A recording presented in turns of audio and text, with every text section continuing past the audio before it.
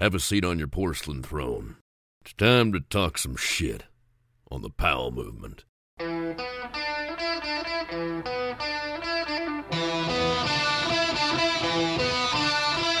Welcome to the Powell Movement. I'm your host, Mike Powell, and this podcast drops right around the 4th of July holiday. And I'm from the Washington, D.C. area. The 4th of July seemed like the most important holiday of the year. All my friends and I would head down to the National Mall with kegs on cold plates and would get shit-faced in honor of the greatest country in the free world, America. But that was then, when we were truly great. That shit is long gone. Sure, we're no third world country, but we are far from great. I mean, shit, we are far from average. Back when I used to really celebrate America, it was a different time. It was before the country was overrun with school and mass shootings. It was before politics separated the country like we've never seen before. It was before all the racists who I thought were not as prevalent started showing their faces everywhere. It was before one political party that were such sore losers stormed the nation's capital. I mean, what the fuck is actually going on? And I get it, our leadership sucks, and it has for like 6 years. Trump was a fucking power-hungry fool. Biden is so old, he's not much better at all.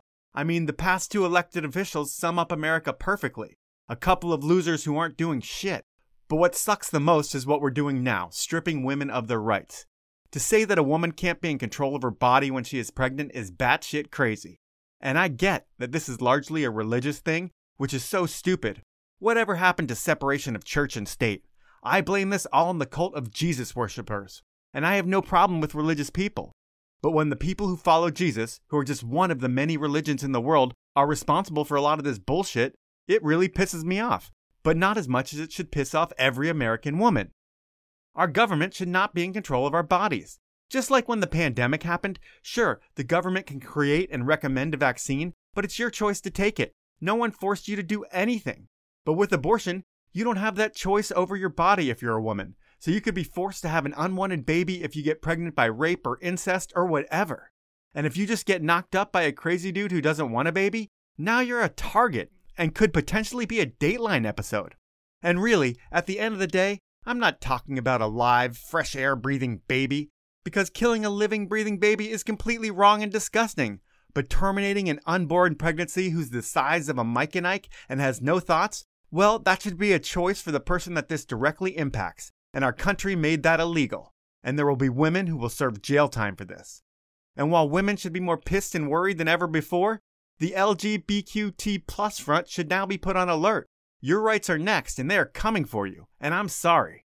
So at this point, while I'm not fully anti-America, we do suck, and it makes more sense than ever that my guest this week, Louie Vito, competes for Italy. While Louie's choice isn't politically based, who wants to compete for a racist bully of a country who doesn't value the human rights of half of our population? But enough of my rant. It's time for Louie to rant. And as you know from episode 1, he's a talker, and this episode is better than the first part. Before we get into it, I want to ask you to follow me on Instagram at The Powell Movement, subscribe wherever you listen, and please tell a friend about the show. It really does help it grow. Finally, I want to thank my amazing sponsors who make this thing happen. They are Stanley, Peter Glenn Ski and Sports, Rollerblade, Elon Skis, and the 10 Barrel Brewery. Now, it's time for part 2 with Louie Vito. So in our last conversation, we were kind of yo-yoing through your career and we covered a lot of ground, but I'm going to start on hitting out on some things that I missed out on. And you were one of those kids that knew you were going to be a pro snowboarder from the time you were like 5 years old. And the story I heard is that you wrote on your ceiling that I'm going to be a pro snowboarder. Is there any truth to that? Yeah, actually there is. It's funny because we'll go back just a little bit. I started going to Wendell's snowboard camp, I think when I was 7 or 8, right? And I developed a good friendship with another kid who he went there with his dad, except my dad was a camper as well. His dad kind of just hung out. So every year, we would go to snowboard camp and meet up with them, and we were day campers. And a few times, his dad would tell my dad, like, your son's got it. He's going to do well. And my dad would just be like, what are you talking about? Because I would go to nationals and I would be middle of the pack, not competitive really at all. Like, oh, no, he's got it. And we're like, well, your son's winning everything. But he just didn't really see it in his son. So we always would kind of like, we don't know what this guy's talking about. But I love to snowboard. And so I remember in school, I think they were talking about, the probability, how much it goes up by like writing and reading something every single day. So that night I went home and I typed it out on the computer, and I actually think I spelt snowboarder wrong. I was pretty young. And I wrote, I am going to be a pro snowboarder, taped it on the ceiling. So I read it every night when I went to bed and every morning when I woke up. And it's funny because somehow that Scotch tape is crushing it, because it is still hanging there to this day. So, when I go home for Christmas or to visit my family and I'm laying in my bed at home and I see it, it just makes me smile, because it's still there and it kind of brings you back to when you're a young kid and, it was just a dream, and to really realize that, you're really living this dream. You're blessed to be living this, and kind of just brings it back in your mind. That is so cool that you still have that. Another thing that we talked about a little bit were the sports that you were really good at. What we didn't talk about is when you had to tell your coaches that you were quitting the sports and you're going to focus on snowboarding. Were the coaches a little disappointed when that happened?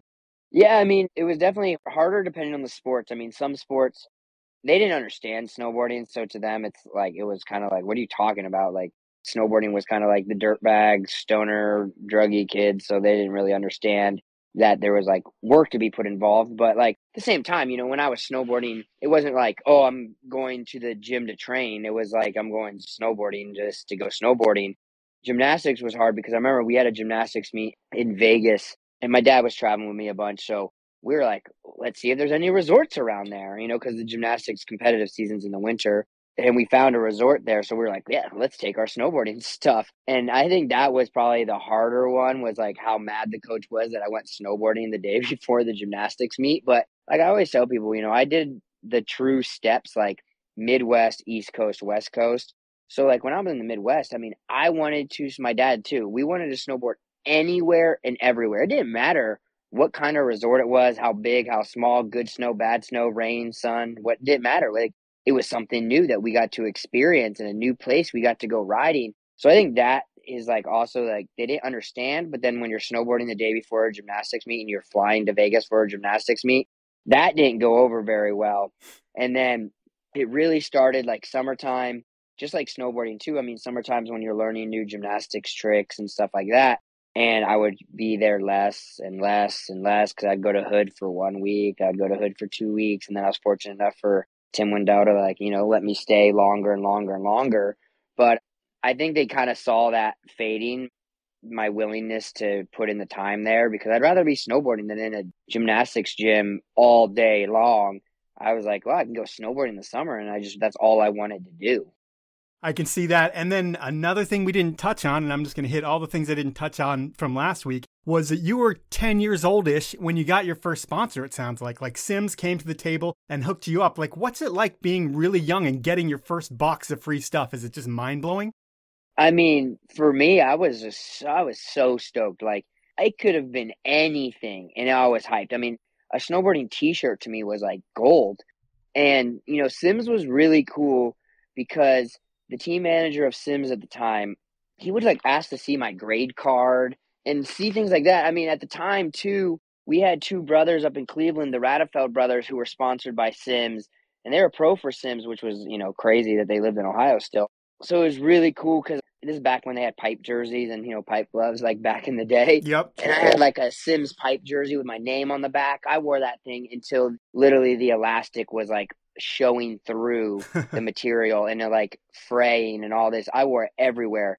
And I remember I won a Coors Cup in Seven Springs, and I think I won like a year supply of beer, and I like traded it in for like a Burton sweater that was probably 10 sizes too big. It was like a dress on me, but it was just the fact that I had snowboarding gear. And then Sims, like they had this one t-shirt that had like the Paramount Mountains. So it was like a Paramount play on, and it said Sims, and I wore it in a school play, and I could wear like normal clothes because I was like a student or whatever it was, and I wore my Sims shirt for that because I just wore anything snowboarding. I wanted to wear all the time. And then I remember when I got introduced to Volcom, and like my friend, the kid from Mount Hood, that he's from New Hampshire, he was like all about Volcom, and then I learned about Volcom through him when at a young age. It was anything that was related to snowboarding, I was obsessed with. Go to the book fair and get like Sports Illustrated would do something with snowboarding, talking about Terrier and Richards and them, and I was like, buy it. Anything snowboarding, buy it. And that's all I wanted. So getting free gear, it wasn't even like, oh, now I don't have to pay for this or that. It's just like getting a box and opening it up, and it's like full of t-shirts, full of stickers. And then you get like a couple snowboard. Like it was just, I still get excited. I get packages from companies, even companies I've been riding for forever. I mean, and it's hard because, you know, my girlfriend gives me a hard time because I have so much stuff. And it's like, to me though, I have so much sentimental value to like certain things that I've kept over the years. And it's like, why do you need this t-shirt? Oh my gosh, this t-shirt, I got this at this time and this is why it means so much to me. Or there's just so many things that just mean a lot to me because it brings back so many memories. And like I said, like I'm sure my parents were stoked, like getting a snowboard, like that saves a lot of money. But for me, it was just like, oh my gosh, like they sent this to me. Are you kidding me? And it is the same as a snowboard to a t-shirt. It didn't matter. It was Christmas. It literally was Christmas every single time a package came, no matter what was in it. Well, it's so cool. And you're earning this stuff too, because I believe by like your 7th grade year, you get 3rd at nationals and your future looks really bright, but you're not going to go anywhere if you stay in Ohio. It's kind of like Rick Kane, if you know of him. He was from Arizona, but he needed to go to the North Shore to get better, to get his surfing better. But how does Stratton Mountain School come into play for you? Because it's like you needed to go there to really refine your skills and get in with the big dogs, it seems like. So I was going to Seven Springs quite a bit, and I was going there so much, you know, you kind of get to know the local kids. And there was a guy who owned a snowboard shop in like the Pittsburgh area called Revolution, and the guy's name was Ross Hinman, and his son Jason Hinman, who I'm still seeing. He lives in Utah now. I still see him, but I used to ride with them, and his dad was helping me out. And then his dad went to Stratton to coach, and they tried to get me to go like 6th grade. No way. My parents would never do that. 7th grade, no, he's not mature enough still. 8th grade is when they finally let me. So 7th grade, I did get 3rd at nationals, which was like, I went from middle of the pack to like 3rd place. Like, holy cow, like this is insane. And then I went to Stratton, winter of 8th grade. And I was so jacked because in Ohio, if I missed more than 5 days in 9 weeks, you know, they wanted to fail you. And my mom wasn't the one who was like, Louie's sick, even though I'm snowboarding. Like that was never my parents' kind of move to do. So we were kind of hitting a crossroads at that point. And then this would be the first time that I have coaching, the first time I'd snowboard every day, the first time I'd have like a true full season. So I went to Stratton when I was 13 and lived in the dorms. I didn't know how to do laundry. I didn't know how to do any of that. And I really had to learn to make sure I studied enough for school because my parents cared the most about the education. The education at Stratton Mountain School was so good. So I made a deal with my mom that I would take Latin. And everyone's like, oh, you speak Latin? No, my mom thought it was a good idea because of the vocabulary and grammar. Because I transferred out of Ohio into Stratton, out of Stratton back into my school. So I used to get tutored after school by this like old school, like every sense of the word old school teacher.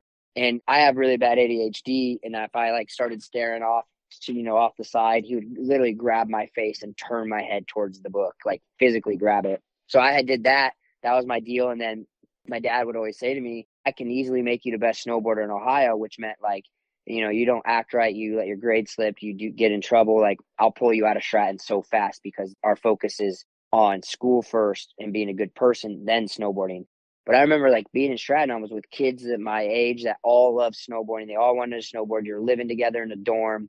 It's like a true family. I mean, I think one of the first days that we got to go riding, first day, I think I slept in my snowboarding stuff because I just wanted to wake up and be ready to go. I literally, this is no joke, I tried to sleep in my snowboarding boots, not tied. I woke up with my feet so much asleep, I'm surprised my feet didn't fall off. I was like, yeah, so maybe not sleeping in my snowboarding boots is really the right move.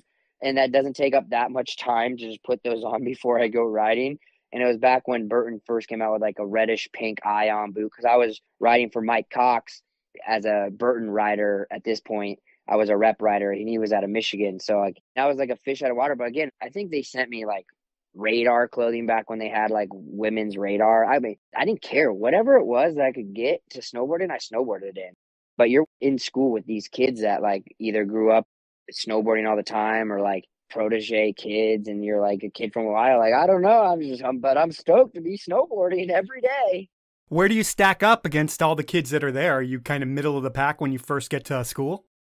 Well, I mean, it kind of depends too, because you have like some younger kids all the way up through high school. So, you know, I'm at school with like Kevin Pierce, Adam Pierce, Cody Rosenthal, Nate Farrell, Tyler Iman, Lindsay Jacobellas, Alex Diebold, Nick Russell. Everybody's sponsored. Yeah, Kevin was like always like the cooler kid because of Adam, and he was allowed to travel with them. We didn't have like Mike Jankowski, who works for the U.S. team still. He was the head coach for the U.S. team forever too. Now he's just a higher up there. And he was coaching at Stratton. Like he would take the older kids and like the cooler kids and like the younger kids, we kind of did our own thing.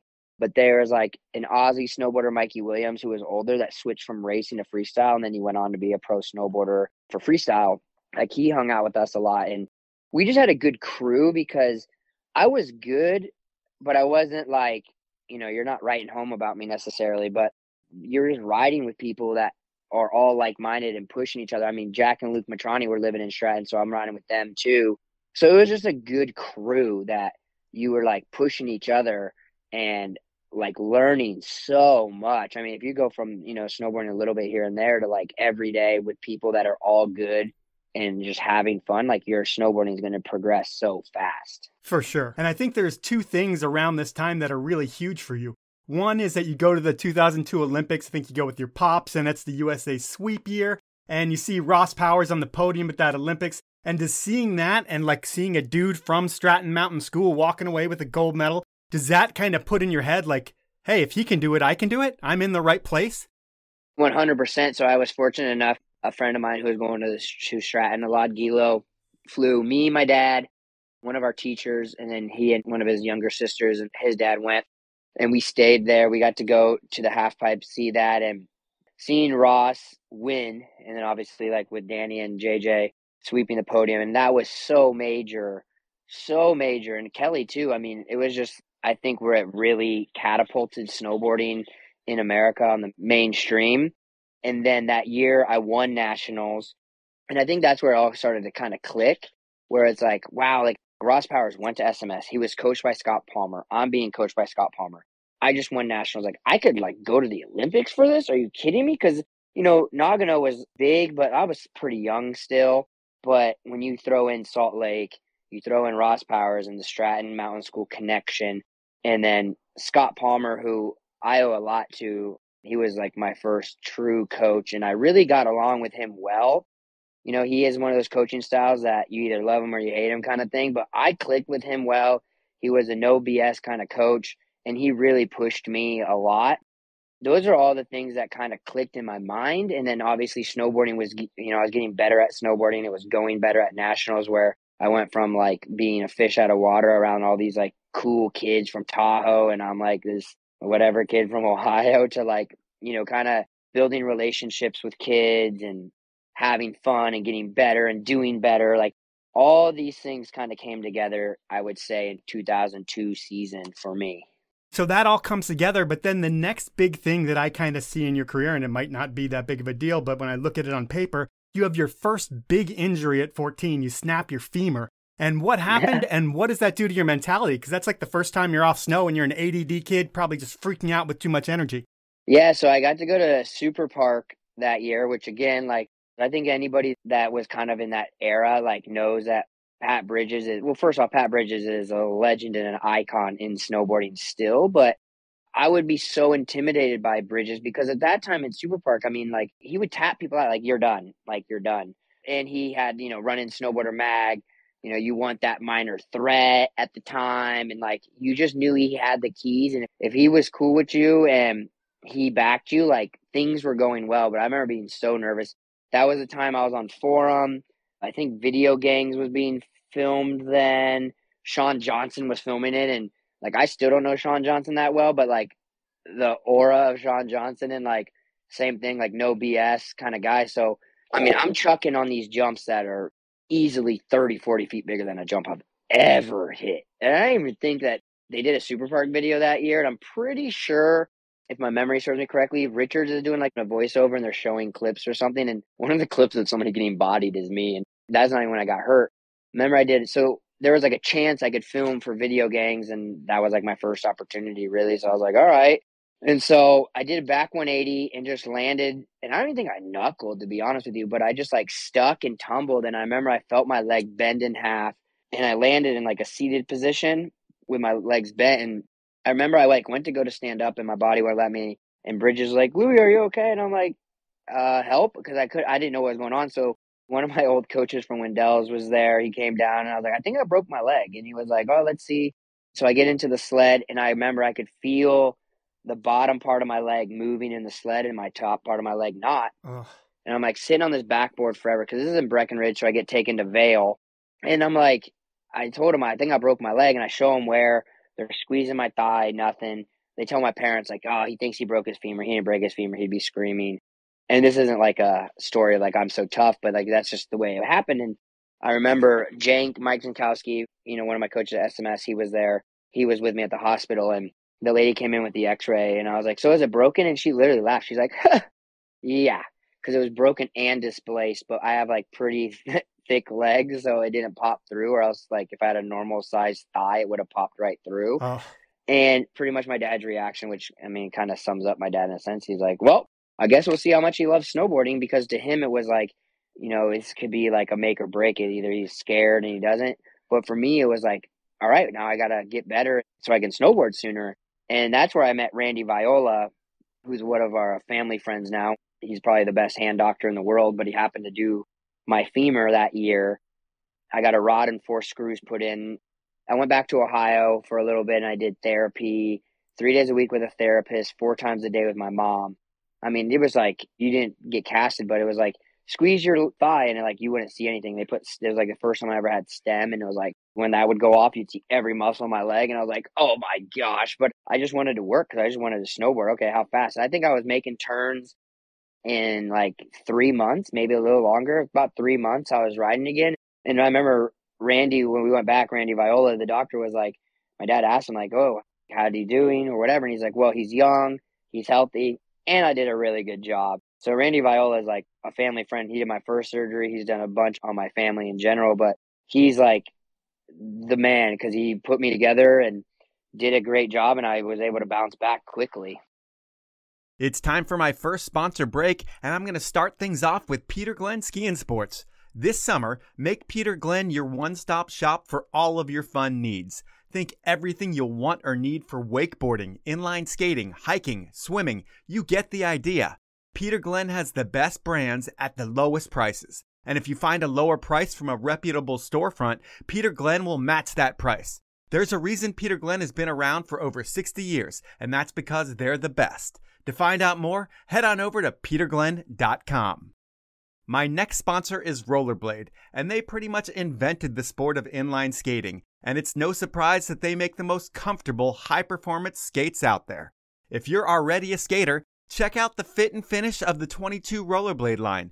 It will have you skating further and faster than ever before. If you're a new skater, Rollerblade has you covered with skates that are engineered to keep you comfortable, having fun, and most importantly, in control. To find out more about the 2022 offering, head on over to rollerblade.com. My final sponsor this round is Stanley, the brand famous for that iconic bottle that kept your grandfather's coffee hot and his water ice cold. Well, Stanley still has that bottle, but they also have everything you're going to need this summer to go camping.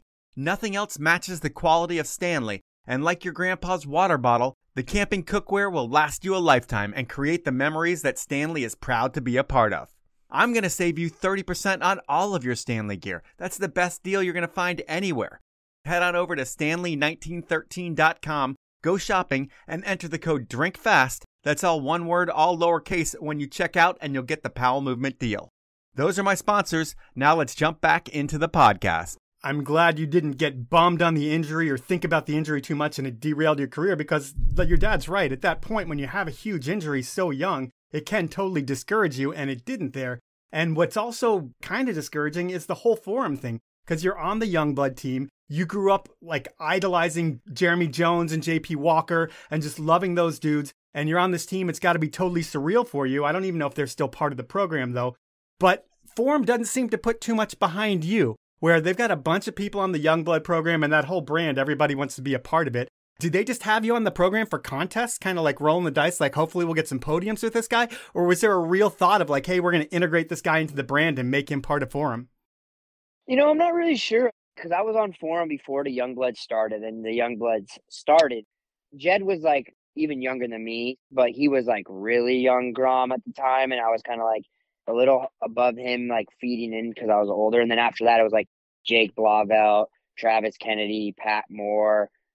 So they were like making way more waves than I was, and I was kind of feeding in. And then I think it came to a time, and I won't name names or anything, but I tried to get like paid a little bit, and they were like, "We're not paying anybody or whatever." And then they signed somebody new, and I knew that person was getting paid, and I was like, "Yeah, we're not really on the same page." And then Richards was starting Omatic at the time, and Todd's been a very big part in my career as far as like a mentor, I would say, more than anything. And so that opportunity came to kind of go with Todd at Omatic, which was a great one. And I mean, just spending more time with somebody like Todd Richards is like, you're only going to benefit from personality as a person, as a snowboarder, by being around him. So I ended up going in that direction, which, at the end of the day, was a great move for me, not financially or anything like that, but just where the direction I wanted to go in snowboarding, and having somebody like Todd that understood and could always give me advice in so many different realms of life. Yeah, there's nobody who's seen just about everything like Todd Richards. And I don't know if you heard his commentary on Halfpipe this year. You probably didn't because you were competing. But man, did he fucking rip those judges a new one, and they deserved it. And it was pretty amazing. But you're on Omatic. You had been part of Forum and Volcom and some cool brands. And no one ever really invested in you, it seemed like. They had you on their program, but they really didn't do much for you. And does that bum you out? Because you're probably on these brands that are like dream brands for you. But then you're like, hey, I'm here, and now I'm just standing around waiting for you guys to do something.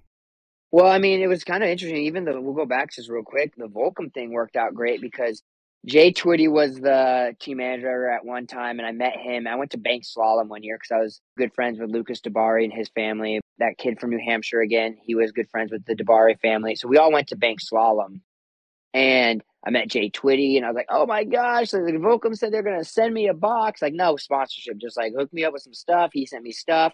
And then I was in Hood, and Luke Matrani's probably one of the most talented snowboarders that I've ever been around. Sean White style, just like good. And he was doing something with Burton, and I think it was like a game of snow or whatever, but it was like Luke, Ross, Trevor, and Keir. And Luke didn't want to stay by himself because it was a night shoot. And he's like, Louie, will you stay? And I was like, if I'm allowed to, sure. I don't even know what that is, but okay. And I ended up just riding while they were shooting stuff. And I was just kind of boosting the airs. And actually, Jeffy Anderson was filming because he was hanging out with the Burton crew. And he introduced himself to me. And then I was like, oh my gosh, can you give that to your brother? Because his brother was the Volcom team manager. He's like, yeah, I'm already going to do that. And I was like, sick. And that's what helped me get on Volcom was Jeffy filmed some pipe clips of me. Billy puts me on Volcom. And Billy also, he guided me a lot, but he had a different plan and vision for me. You'd have to ask him on his vision for me, but he's been in the game forever as a rider, as a team manager with his brother. But it was always a baby step thing with me, like baby steps, baby steps. And this is kind of where like people around me had sponsors that were like, you're going to be our next AM, blow you up. You're going to be our next AM, blow you up. And so I've always felt like I've always kind of been, I don't know if I'd say underdog, but I've definitely kind of been like, if you're good enough, they can't ignore you kind of thing. And that's where it kind of plays in because I don't feel like I ever had that brand that was like, we're going to push you hard and pump you up. And I mean, even to this day, I still feel that way. Like there's things that I feel like I'll never get the accolades that I feel like I deserved on certain things. And there's things that, like we said before, if I did a run that a certain rider would do, like I would never get that love that they get. I'm just not like the rider's rider kind of person. And that's fine because I have no regrets or anything in my career. But yeah, it was definitely hard, especially at that age, because, all you want to do is kind of make it into that circle of like snowboarding, I guess you would say. Your whole goal as an AM or even trying to make the AM team and then go on up. So it's closer to that inner circle of the snowboarding community, especially because back then it was a lot smaller, I would say. There's only a few snowboard movies coming out. Now, I mean, there's 100 videos coming out, but it was definitely difficult. And I look back and I'm happy because I've always separated my eggs in multiple baskets and I've ridden for brands I loved. So I was very fortunate in that sense that all the brands I really rode for, I gave them everything and I loved the brands. I mean, from every sponsor I had, if I was sponsored by you, like all I would do is rep you. And I still try to stay true to that because you got to be true to yourself and ride for companies that you really back. So it was like, if I'm on Smith goggles, like, all in. I'm all in on that. Volcom, all in on that. But Volcom, I swear, I was just not rock and roll enough for them as I got older. So that one kind of fizzled out as well. Well, with snowboarding being a core sport and contests aren't the coolest part of the sport within the sport, does it ever get to the point where you either hear or read people in snowboarding talking shit because you're a contest rider and that's not core? Yeah, of course. I mean, I don't snowboard for anybody else. I always say it's like I snowboard for myself. And, I remember I did this thing for Yobi back in the day. And, Yobi has done things where they like pretty much make fun of me, but it's like, whatever. They make fun of everybody, it seems like. Yeah, exactly. And I love Yobi, but it's just one of those things where snowboarding, when I got in, right, it was rebellious. It was like the misfits. It was like kind of looked down upon. There was no structure to it. And then we like went through this phase where people would hate on other people in snowboarding.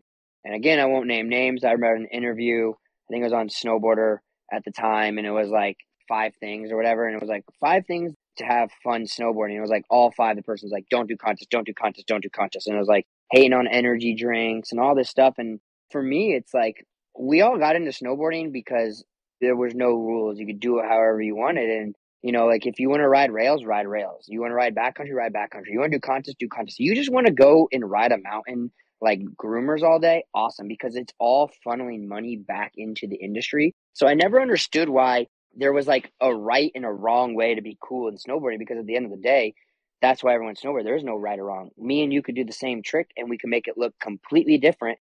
And that's okay because there's no certain way that you have to do something. And the way I would always look at it too with contests, it's like our family could be watching snowboarding on like X Games or whatever TV competition. And I would say like 90% or more, 95% of the time, the mom is going Christmas shopping for her kid. And she might not know anything about snowboarding. All she knows is like, oh, they were watching X Games. And the kid's favorite snowboarder could be some backcountry guy that the mom's not going to know, but they were watching X Games. Like I would watch everything of X Games when I was growing up and go buy a snowboard or whatever.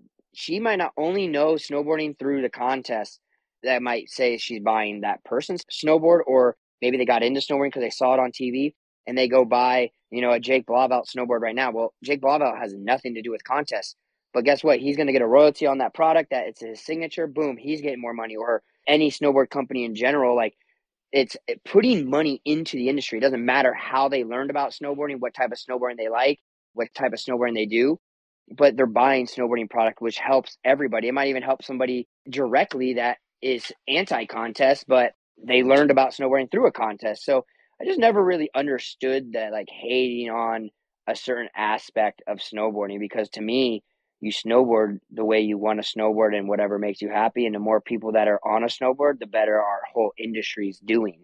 I believe that it's pretty easy to understand. It's just high school shit. In snowboarding, a lot of snowboarders have had that high school attitude of we're cooler than you. And they'll look at skiers and clown skiers, but clowning people within their own sport is just so funny to me that they would actually do that. And for me, when I look at what's going on in snowboarding now, the most exciting thing is a contest. And all the core people are all about it. It's the natural selection tour. And it is like the most core, cool shit going on in snowboarding. And it's changing everything in action sports. I feel like there's bike events that are partnering up with them. And it's going to be a big deal. But does it make you smile when you watch natural selection and you see the contest guys winning it and it's not the core guys? I mean, it is in some respects, but contest guys are ending up on every podium there. And it's like the core area of snowboarding at this point. I mean, for me, it's just like, I watch that and I'm stoked, and it's like, I enjoy it because I see like Eric Jackson doing natural selection. I mean, I've known Eric since I was like 13 years old, and he's doing a backcountry thing. And to see him at natural selection the first year, like I love to see that because he's a friend of mine, and I only get to see like a video part of him at the end of the year, pre-Instagram really days. But to see him in a contest, like I'm stoked to watch him in the contest because I don't get to see him snowboarding live that much. So I actually enjoy seeing a lot of the filmers doing contests because I get to watch them live. Like I see Mark all the time. I watch Mark train. I watch Mark compete. I see him riding all the time. And I love watching him ride because it's like automatic, but it's fun to see people that you don't see in to the contest setting, you're like, yeah, it's a little different when you have 2 tries to do something. So I enjoy that. But I think too, for me, it's like given me a lot of respect for core riders that I'm friends with. Grendy's is a perfect example. I've known him for a long time. I'm a massive fan of his snowboarding. But the fact that like how he's always been real since we've been little to how we are now, and I did contests. He wasn't a contest kid, but he never hated on contests, because he was a filmer and he was like more of a core snowboarder. People like him, again, it comes back to the Jeremy and JP things. Like, I always will have respect for him and support him in whatever he does because of how he was as a person and has always been supportive of snowboarding rather than a certain aspect or a certain type of snowboarding. So I think it shows a lot of colors for certain riders that you might like love this snowboarder, and then you meet them and they're like hating on contests or hating on the type of snowboarding you do, and you're like, well, that sucks because I really back that person because I don't care what kind of snowboarder they are. Right. So, I mean, I know I veered off, but that's the 2 ways I look at it too. All right, well, we're going to go to podium since we're talking about contests, and it sounds like the first big win is at the end of your school career, the Australian Open in 2005. And then from there, you spend like the next 8 years on around 50 different podiums around the world. You're like a 4-time Grand Prix overall champion. You've won 6 X Games medals, and we could talk about all of them, but we don't have enough time to. But first, take us through the event in Australia, because is that one of those game-changing, confidence-building experiences for you? Yeah, I mean, I always say, I think getting that first win kind of opens up a lot of doors. There's probably some science behind it, but of like, wow, like it happened. And, for me, it was such a big one because Dingo and Danny Cass have always been like big brothers to me. So when I go to Australia, stay at Dingo's house with his family, and then we'd drive to the mountains and, I'm hanging out and like I'm on Grenade, which Grenade's iconic, and competing against Danny, who to me is like one of the greatest snowboarders of all time. And then you get to beat him. I was giving him crap about it in Mammoth not too long ago, but I think it's just, you're with all of those guys, you win, it's your first win, it's in Australia, I won a nice chunk of change, but it's just like everything. And, Danny's been so great with me from a pretty young age as well. Like, he's competitive as hell, but just to have him and see how stoked he is, how stoked Dingo is, and the boys that we were traveling with, and then on top of it, it's your first one, and all of that stuff made that experience so great. And it was like, wow, I actually won like a good amount of money. Like, holy cow, I'm young at the time. That I think it just opened up your mind and the doors like, all right, this is possible. Like I always say, like once you win your first one, the chances of winning after that go up a lot. Is that what gets you into your first X Games? No, so actually they used to have a true partnership with USASA Nationals. So the winner of open class got to compete in X Games. So I went and I got beat by Chris Runge, I think it was. And I was so bummed because I had it until his last run, I believe. And then the next year it was like, well, maybe we'll do it. And I won that open class. And Don Bostic was running a lot of snowboarding events at the time. And he said, okay, so I won. And then I got put into X Games from that. So my first X Games was, I think, 2006. And I did really well. I qualified second and I ended up fifth, I believe, my first X Games. And that was one of those moments where, like, oh, like I said, I grew up in Ohio. Like, we'd tape it on a VHS tape, like the entire X Games. Like, I would rewatch the entire X Games from like shovel racing to snowboarding to summer X Games and inline skating to skateboarding. Like, I watched everything. And so that was one of those moments where you're like, you're at the top of the pipe and you're kind of like looking around like, holy cow, like I'm here. Oh, yeah, I got to compete. Let's focus. We can't like be too in awe because you have an event coming on. That one was sick. And I remember like I was on forum still at this time and Grenade. And I remember Danny was doing the double grabs, like the mute indie double grabs. And I remember I did one because I was biting his stuff. So he called me out. He's like, we biting my stuff. And so then I did like front seven, like double indie mute stiffies because Danny was right. Like obviously I idolized him. So I was biting his stuff 100%. And so that's when that started. And we joke about that too. And that's why I do front double 10 indie mute. But to me, like, it's my version of like doing something different in half pipe, but also like paying homage to Danny because Danny used to do, that grab on tricks, like slope style and everything. So now I incorporate that into the doubles because to me, it just makes me smile thinking about that X Games when he called me out, but just like spending the time with Danny and All right, I'll take what Danny's kind of led me to and taught me, and I'm going to try to apply it to nowadays half pipe riding. So you're at that X Games and you do really, really well that first year. Do you do really well because there's no pressure and no expectations for you at all? It's kind of like, holy shit, he made it. And the only pressure that's being put on you is probably by yourself. And then as you kind of go in years later, the pressure builds a little bit more when people expect you to be on the podium? For sure. I mean, I just didn't even know what to expect going to X Games. Like, I could have gotten last, and I would probably been. I mean, I wouldn't have been like really stoked, but I've been like, just being at X Games was like such a surreal moment, and it's one of the milestones in my career that I talk about. Not even the finish, just being there. And I remember I was on Red Bull at the time, and Regis, who was my Red Bull TM, like got me an iPod Color engraved as like Louie Vito 5th place X Games 2006 or whatever. And like again, like little things like that, like wow, like iPod Color, like I got a gift for doing well. Like this is crazy. And then I have a problem like at X Games in Aspen at least, because when we had Euro X Games, I was 4 for 4 there on podiums. But X Games Aspen, like you have sled rides, you have a crap load of practice even before the event that I almost over practice. And that wasn't that I was tired. Like I have trouble like stopping, and practice is like really long. Like let's take our time. Like I was just lap. You're a machine. Lap. And then I have other thing is like you start wanting it or trying so hard. So I definitely had a lot of lulls in Aspen. I do well in qualifying, and it just like took me a little bit to kind of get that first podium in Aspen. So I don't think it was ever pressure per se as much as like expectations of myself, and just going and going every night. You're just maximizing the amount of runs, like getting a week's worth of runs in like 2 days. It's time for my second round of sponsors, and while ski season is coming to a close, Elan Skis is still supporting the show because they know how important the history of this sport is. What's important to me is that you do your part by checking out Elan's site, looking at their products, and demoing a pair next season.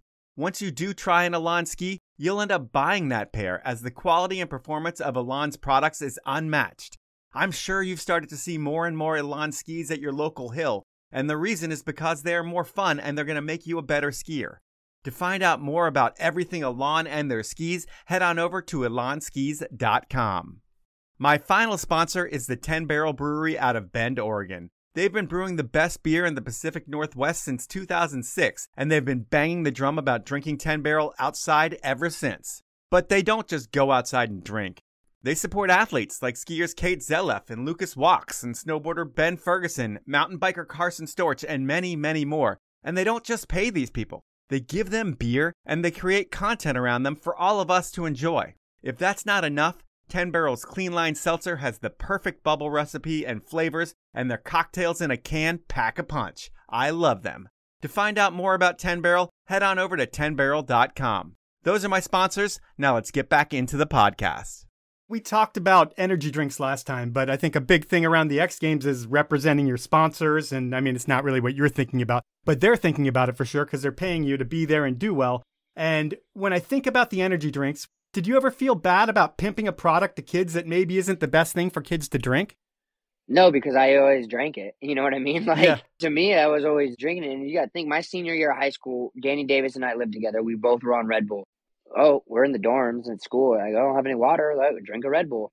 So I think it's like everything's in moderation. And, if you have one, that's fine. If you have 5, that's not so healthy. So it was never like that. And I mean, I always looked at it too as Monster, Rockstar, Red Bull, these brands, like they also support snowboarding. So to me, it was never selling out because they really put a lot of money and time and exposure in snowboarding. For sure. That it wasn't some random restaurant that sponsored X Games that's all they do is they sponsored X Games. They threw a check there. Cool. We set up a tent. That's it. And that's like, again, like Toyota, for instance, is why one of the reasons why, I mean, there's a few, but one of the reasons why I really support Toyota is because they're one of the founding members of Dew Tour. So like it's a big corporate brand, but when they sponsor something and they're going to get involved, like they're involved to keep that going. I mean, Dew Tour has been through their ups and downs, I'm sure financially, and Toyota is always stuck by their side and probably writes a nice size check for them to keep going every year. So it's a lot of these brands, like as long as they're really into it and they're really back snowboarding, then I support them. But I don't ever looked at it like, oh, Red Bull is bad for you, Monster is bad for you. Well, there's a lot of things that are bad for you, but as long as it's in moderation, that's the way I looked at it. Fair enough. And then one thing about you is you treat your body like a temple. I think there was a time in your life where you drank alcohol, but you cut all that stuff out. And you are a well-oiled machine who really focuses a lot of time making sure your body is almost perfect. And another big sponsor that you had back then was McDonald's.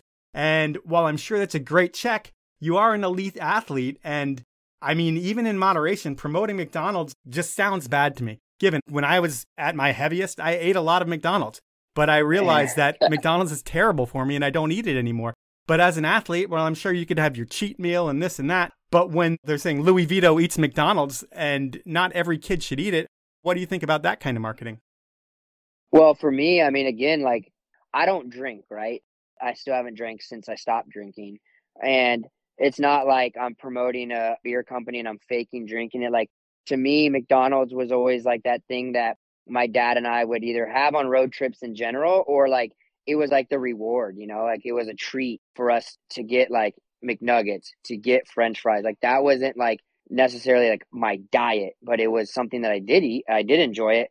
But again, moderation, and also like the cheat meal, the reward, like it meant something when we would go there on the road. Like, oh, you just did really well at this event. Like, let's celebrate. Let's go get some French fries and McNuggets or things like that. I mean, when I was in high school, like definitely ate it more because we used to fly out of Albany and I'd get 2 sausage, egg, and cheese McGriddles like every time we flew out of there because, early out of the East Coast. But I don't think it was like, hey, this is what I eat to stay in my healthy shape. But it was something that we did as a reward and something we had as like a celebration for doing well. Like some people go to like after, these kids have baseball teams and they go have a pizza party, or school, you have a pizza party and soda. My dad and I would go get a treat at McDonald's for us. And it wasn't McFlurries or anything. It was like French fries and McNuggets because those things taste damn good. But it was like hard work, give yourself a treat and a reward. All right. Well, I usually follow the sponsorship stuff up with, and first, who are the brands that pay you? Like, who are the brands that you want to acknowledge as important in your career? Between Toyota and G-Shock, those are the two I've been with the longest. And they both kind of allow me to do whatever I want in a sense of like what they know that I've been with them long enough that I'm going to represent them well and be a great ambassador of the brand.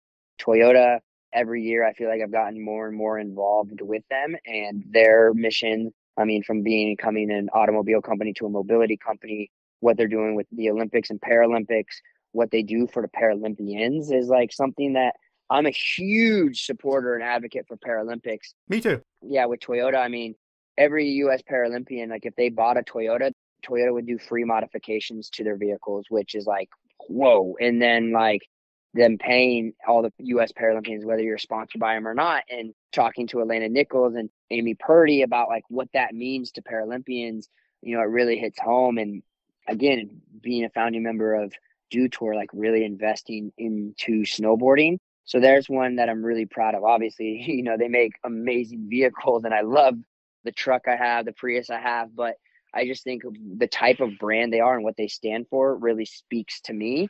G-Shock, I actually went up to G-Shock and wanted to ride for them because of the image they had and what they were doing with Stevie Williams and Nigel Sylvester at the time.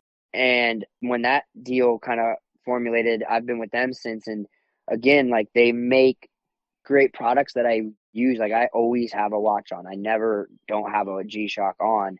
And I had a signature watch with them, but then I've also helped create the fitness watches that they have out now are all from pretty much my brainchild. It doesn't say my name on it, doesn't say that I designed it, but I had people from Japan come in and have a meeting with me and I laid out exactly what they should put into a quote unquote like sweat sport watch. And I would always say, you have a watch on and how many times I rode for another watch company and you like ding it and you're like, oh gosh. And G-Shock, like I can throw it across the room from their most expensive watch, which is like $8,000 to like their cheapest watch. It all has the same technology. So I don't have to worry about wherever I'm doing, if I'm going snowboarding, I'm going out at night, I'm going and doing some kind of TV show, I can wear a G-Shock and never have to worry about it breaking, failing, nothing. It's going to withstand anything.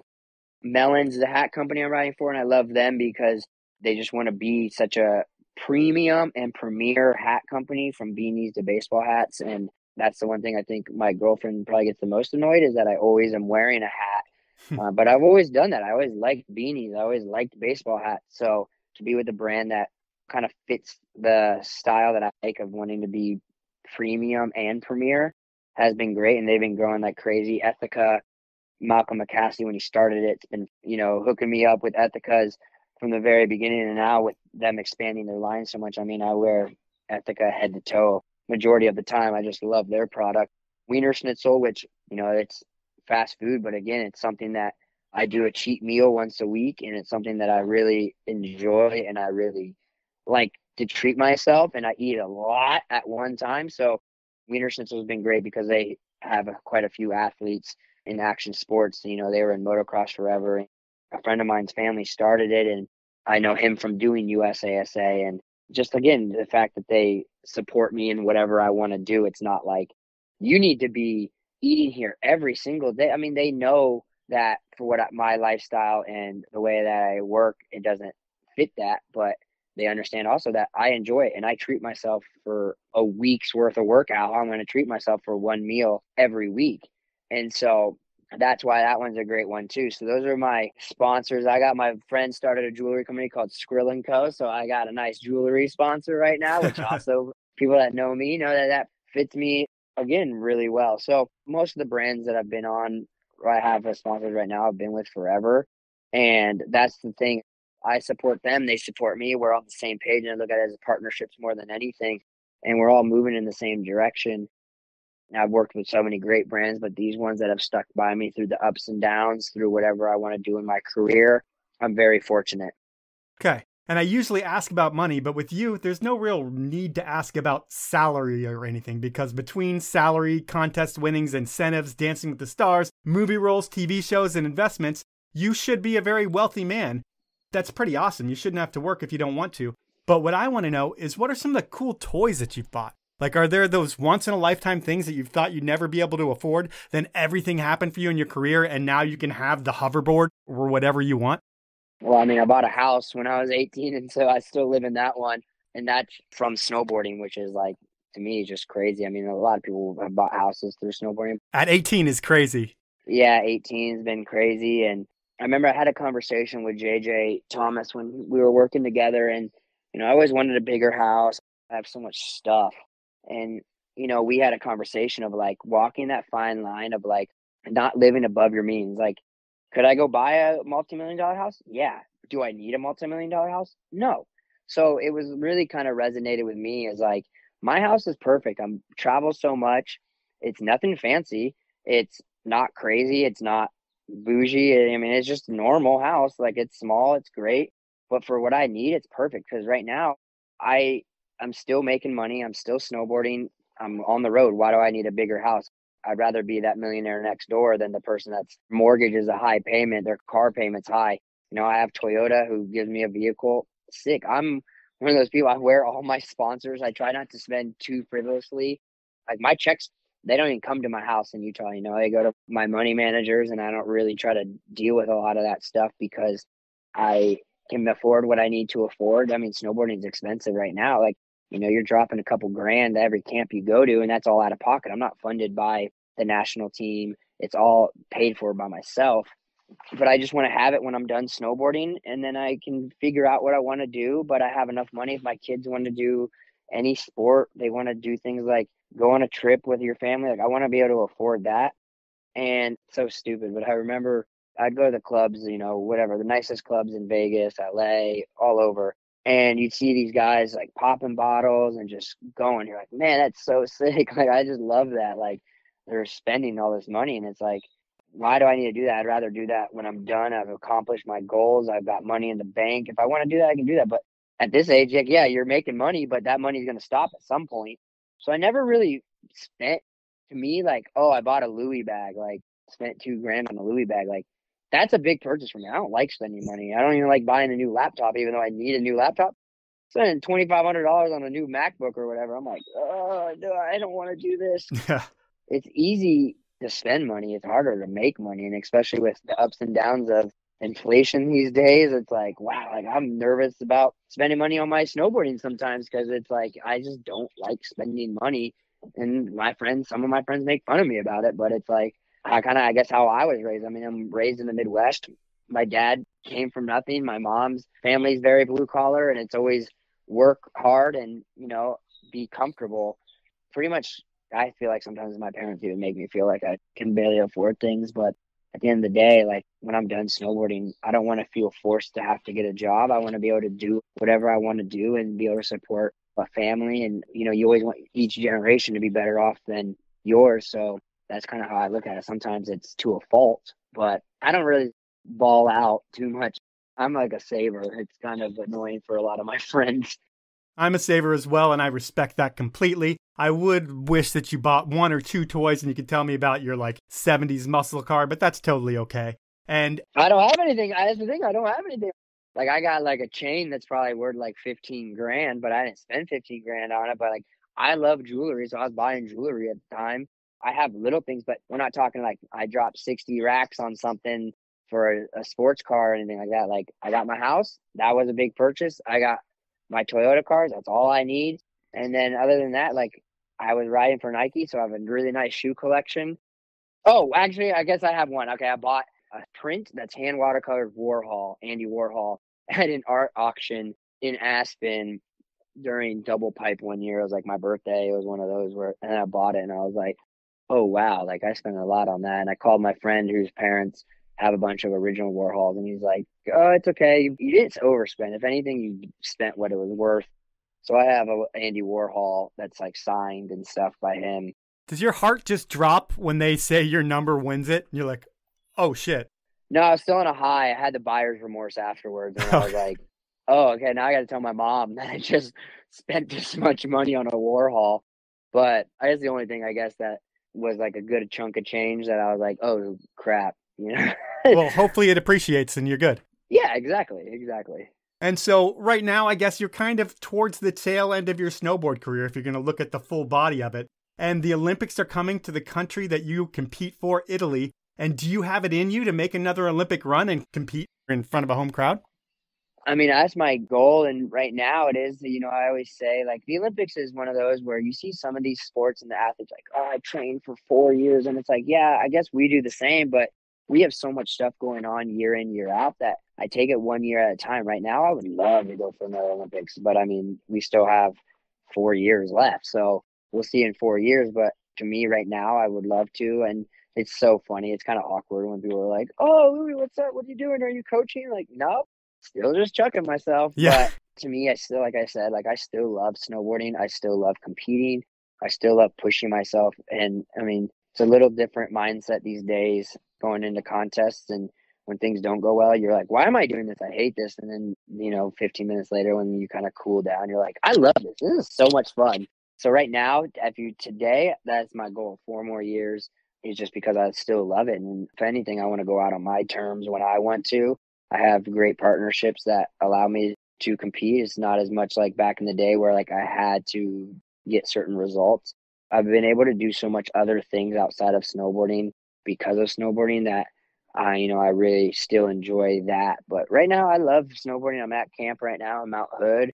It's my 27th year or something here, but it's just, I love it every day going up to Palmer and, what can I do to get better at snowboarding? And sometimes it's just relearning a trick that you haven't done in 5-6 years. I mean, there's tricks that I want to relearn that I haven't done. And it was as many years as some of these people's snowboarding careers are. So I'm very fortunate and I love it. But they used to say oh, you can go film when you're done competing, but I just don't have as much interest in that. To me, I love contests and I love being around that atmosphere and that pressure. And I love pushing myself. So right now I still want to go for another one, which would be great. My body feels great. I mean, my back's kind of jacked, but that's been like that for the last 7 years, 10 years now. Everything else, strength-wise, mentally, everything, I feel great. So I'd like to give it another go as of today. Well, I don't think anybody in the world should doubt you because you have the Vito work ethic that starts with your dad that you've learned your whole life. And if you feel like you're going to do it and you're healthy, there's no way that you're not going to make it, I wouldn't think. And at this point in the show, it's time for inappropriate questions. You know what it is, and this week I was able to get someone even closer to you than Chris Beresford of Dang Shades fame, who asked the questions last week. I was able to get a good friend of yours, a guy I'm guessing that you've mentored over the years, who is the second coming of Louie Vito. I'm talking about everyone's favorite Valentine, and I say that because he's born on Valentine's Day, Toby Miller. And are you ready for question number 1 from Toby? Yeah, and you know what? It was funny because I said I had to do a podcast today, and he knew exactly. I was like, "How did you know that?" And he's like, "Finally, I got it out of him because we're actually staying together in Mount Hood right now." So I told him not to tell me the question, so I don't know the question. But when you say that I'm close with him, like, yes, so close that we pretty much travel together and stay together 9 times out of 10. Well, Roy Tuscany of High Fives fame is the one who recommended Toby, and I love Roy Tuscany. He's an amazing person, and he said, Toby's amazing. Yep. All right, are you ready for question 1? Yeah, oh yeah, I'm ready. Here we go.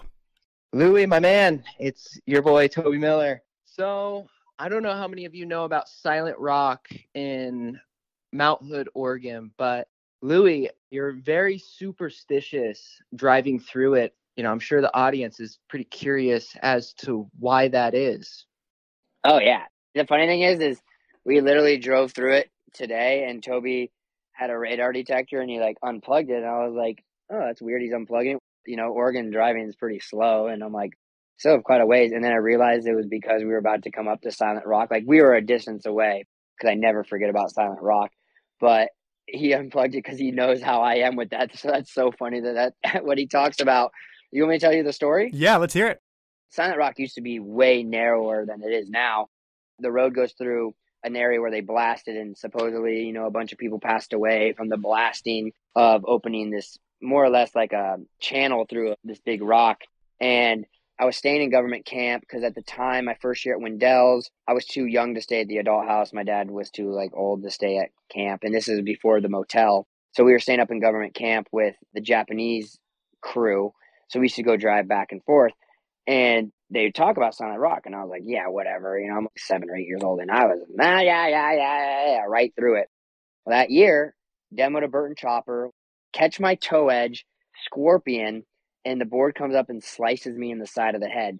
Because this is before Burton had their red helmets and before helmets were really anything. So when people talk about scorpions, I'm like, I had a scorpion that was so bad that the board sliced me in the side of the head. Still have a dent in my head. So ever since then, I'm like, this is real. Like, if you talk through this, you get broke off. I sliced my head open and literally put my board through my head. And so since then, I don't talk through it. And I get so aggro if anyone even acts like they're going to talk through it when I'm there. Like, if we're riding together, don't talk, because I know firsthand that this is real. Do not talk through this. And since then, I'm getting worse at it. Like, I make sure there's no rattling. If I'm listening to something on my phone, it's not only pause, I turn off the radio just in case something weird happens and it turns on. I don't want any of that. So 100%, my girlfriend, I reminded her again, I'm like, babe, no talking. I know. And I'm like, all right, just making sure because we're coming up to it. And I don't want it a random question to pop in your head and you say something. And I'm not even a superstitious person, but I have firsthand experience with this. We're not talking. Nobody is. All right. That's awesome. We'll jump into question number 2. Question number 2, you know, being a young kid, absolutely killing at snowboarding. What was it like growing up, traveling around, hanging out with the grenade crew? I mean, you have so many friends in snowboarding, and, you know, I think the audience would love to hear some stories of what it was like hanging out with them. I can imagine it was some wild times. What do you remember? You know, it was one of those where it was kind of surreal just because all those guys, I mean, at the time, you know, you got to think who was on that crew: Lane, Casillo, Dingo, Danny, Kramer, Clancy, Jeffy. It was literally if you were ripping, you were pretty much on grenade gloves at the time.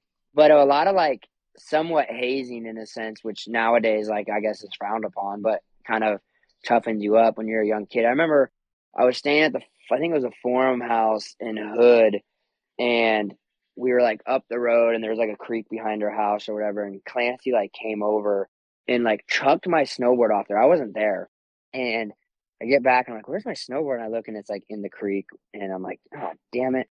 go down there, like broke my edge on my snowboard because you throw it and it hits a rock on the edge. Like it dented my edge in, and I'm like, you got to be kidding me. But at the same time, it was never like, oh, I'm sorry. It was just like, yep, tough luck, man. Suck it up. That's just how it is. And then, like, I mean, there's like ones I have other stories too, with like getting me to do stuff where it's like paintball gun to the head. Like, you're going to do this. And I'm like, okay. Like, you know. Just peer pressure and making you do dumb kid stuff? Well, it was more like not me doing anything bad, but it was like, you're going to do this for me right now. And I'm like, okay, you know, and like, I mean, I got amazing trips with him too. Like, I mean, I would go stay at Danny's house, and that was like insane. And Mammoth, like just being around him. We did a European tour in an RV all over the place. And, you know, like I fell asleep because I was like super jet lagged, and I came in late, and like Danny they used to do the like blowing beer in your face kind of thing, like the misting kind of thing in your face. Like wake up to like Danny doing that. But at the same time, like, it was just part of it. I mean, it's the same thing going back to SMS, like Nate Farrell, like duct taping you to a chair, putting you in the elevator at the hotel. And then you have these random people opening up the elevator doors, and you're like duct taped to a chair. Like, what's up? Like, I mean, it was never like do something illegal or like do something where you're going to get hurt. It was more like, you're the youngest, you're the little brother, tough shit, grow up, handle it. And you can't do anything about it because we'll beat you up if you do. Like, you know what I mean? But then, like, you go in the backcountry. I remember filming in the backcountry one time. We were filming for Clancy's movie, and I was with Kramer, and I struggled on a trick, and it was Kramer's turn. He's like, no, you can go again. I'm like, yep, you're up. And he's like, no, I'll help you until you get this. And, like, sledding me back up and really working with me. Like, those guys would really, like, help me in the backcountry, whether it was doubling me before I had a sled or, like, helping me land stuff and learn stuff. Like, that's the thing with Grenade. It was like such a family because, yeah, I got picked on. Yeah, I got whitewashed. Yeah, I got all this stuff happen to me. But at the same time, they were the first ones there to help me if I needed anything, because it's like big brother, little brother things. And they wanted to see you get better. They wanted to see you land tricks. So for everything that I had happen to me, from those guys picking on me and stuff, at the same time, it really was tough love and brotherly love, and just being a part of Grenade in like such a small aspect. Like, I wasn't there when it was like the Grenade in 2002 at the Olympics and the, you know, starting the company, but just to be a part when they were at the top through everything, like being a part of something like that is just like, again, one of those things that you look back on and it makes you smile, because I've done so many amazing things because of Danny and Grenade and the help that I've gotten, the people I've been around, the riders that helped me. But like Kramer was obviously like, he was just a big one, you know, in the backcountry, and Clancy giving me the opportunity to film for his movie. You know, you're working with like Jared Slater and Wheels and all that. Like, I'm with like these people that like, holy cow, like I'm going to have such great opportunities with them. And then Danny and I going to New Zealand and training together for 2010 and having him in my corner for that. And Dingo's Dingo, and really Dingo's really taking a lot of care of me, especially going to Australia and pretty much like handling everything. And really his family's my family. I love Dingo's family. So as much as, like I said, I got hazed and picked on, it was just that you're the youngest, you're the little brother of everyone, and pretty much got to take it. All right. Well, we were going to go with you're the youngest and you're the littlest with the last question. This is coming from me because I only had 2 questions asked to you, and I was coming up with the last one. And the last one, I'm going to deal with height. You said you were 5'5", and I'm sure height, I won't say is an issue for you, but it's something you probably noticed. And in gymnastics and snowboarding, small and compact is usually better. But on the personal side, did being shorter ever bother you? Did you ever have a Napoleon complex or any worries about your height? I mean, I think you always have Napoleon complex. I mean, like, maybe part of the reason why it's good that I don't drink anymore, you know, like people bumping into you, and like I'd step to anybody. I don't care. And I've always had that mentality, because you never wanted to get pushed around, bullied around, because obviously being short, you know, you're going to get picked on. You're going to get people to talk smack to you. So I always kind of had that, you know, go back to the chip on my shoulder for many reasons, but I definitely had that. And, you know, like, I guess it used to bother me. Like, I used to get called an Oompa Loompa and a midget and Wee Man, all this stuff. Shout out to Wee Man, because I love Wee Man. He is an awesome guy. But, you know, I always had that kind of stuff. But at the end of the day, like, you just focus on what you're doing, and life is good. Like, I mean, cool, I'm short. I love it because I'm on an airplane and I don't got to worry about being crammed. If I'm in the back of the plane, I'm still chilling. It's still got plenty of leg room for me. It's more like when you're on road trips, like, oh, you're in the very back, Louie, because you're the shortest. Like, damn, I never get to sit shotgun. I'm always in the back with all the bags, traveling. But no, I mean, it used to probably bother me more when I was younger, but obviously, I'm 34 now. I've passed that phase a long time ago. And I remember, like, it kind of goes back to Dancing with the Stars and Richards kind of just being like, you got to be able to make fun of yourself, have fun. And that's kind of how it is. You just got to understand, oh, cool, you're going to make a short drag. I never really heard that one before. Like, I mean, whatever. Now I feel for my kids because my kids might be smaller than me. I mean, my mom's short. My dad's like 5'10". My sister's short. My girlfriend's short. So, like, we're going to have probably short kids, but, you're just going to be the same thing, like, whatever, let them talk. We just go out there and kick their ass and whatever you're doing. And maybe that's part of the reason why I'm so competitive as well. I don't know, but yeah, it used to bother me more than it does now. All right. Well, that is Inappropriate Questions, and that is our podcast. And Louie, it's been a pleasure chatting with you. You're one of those dudes that has done so much, and at the same time, you're a great talker, which makes for a great show. It's kind of like I point you in a direction and you totally run with it. And while I had to do my homework on you, I didn't have to drive the conversation, and that's refreshing for me. And it's a tribute to you not only being really articulate in the things that you've done, but actually wanting to share your story. So I've appreciated your career for a long time as a fan on the sidelines, and it's cool to get the story from the horse's mouth. And I want to thank you for your time, man. Hey, thank you for having me. And if people have made it this far, because I know I talked a lot, I appreciate that. I mean, if anything, I just want people to walk away, kind of to try to be somewhat inspired, like every day is a great day to wake up and try to get better some way, as a person, your job, your sport, whatever it is, every day is an opportunity to get better. And, you're going to have ups and downs, and it's not about avoiding the obstacles, but overcoming them. And be nice to people. You never know what somebody else is going through. So hopefully people get something positive somewhere in this 3 hours or whatever we talk. They get something that they can utilize and add to their life. But I really appreciate you taking the time and working with my schedule on getting this completed. So that was time with Louie Vito. And unfortunately, Louie broke his collarbone at Wendell's the day after we chatted. But in true Louie fashion, he's not going home. He's going to better his knowledge of snow, and I saw some clips of Louie learning how to cut a pipe with one of the best, Frank Wells. I'd expect nothing less from Louie, and we should all look forward to him competing in the 2026 Olympic Games in Italy. It'll be quite the homecoming and the end of a long road for one of the most decorated snowboarders of our time. That's the podcast for this week. Now it's time for the featured review. This one is 5 stars and it comes all the way from Singapore, and our reviewer's name is Singapao. Here is the review. Thank you for a consistently entertaining show, driven in no small part by your excellent interviewing skills. Stuck on the equator through COVID in Singapore, your podcast has been an escape to a mountain world I miss so much. Cheers. P.S. I do have a beanie-worthy U.S. address. Well, thank you very much for that review, Singapao. And all you need to do is send that U.S. address to mike@thepowellmovement.com, and I will send you a limited edition beanie. For anybody else who wants to get their hand on a limited edition beanie, it's very easy. Here's what you need to do. First, hit the podcast icon on your iPhone. Second, search for The Powell Movement. And even if you already subscribe, you still need to search for The Powell Movement. When you see my logo, click on it. Then scroll down to where you see the stars. Star rate me and review the podcast, and you're done. It is that easy. It's greatly appreciated, and it helps me rank higher in the iTunes rankings, so please help me out. I really don't ask much of my listeners other than a review, and I've only got about 130 of them, so please submit more reviews because there's 8,000 of you that are downloading episodes each week, and it would be greatly appreciated if you uploaded a review. So thank you for that. Thank you for listening. And finally, I need to ask you to support my amazing sponsors who make this thing happen. They are Peter Glenn Ski and Sports, Stanley, Elon Skis, Rollerblade, and the 10 Barrel Brewery. Have a great week, everyone.